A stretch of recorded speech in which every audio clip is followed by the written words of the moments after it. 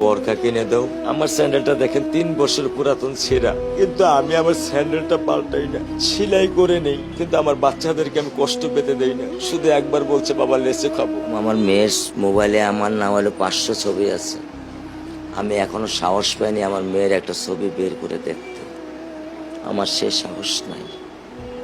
আমি সে সাহস হারাই ফেলছি, কারণ ও আমার ছিল হৃৎপিণ্ড। ওর জীবনে এমন কোনো চাওয়া নাই যেটা আমি পূরণ করি নাই। পরশুদিন বলছে বাবা আমার একটা বরখা কিনে দাও। আমার চাচাতো ভাই বললো ভাই ইসলামপুর থেকে 300-400 টাকায় পাওয়া যায়। আমি সাথে সাথে নিউ মার্কেট থেকে আমি 1000 টাকা দিয়ে আমার মেয়েকে বরখা এনে দিচ্ছি।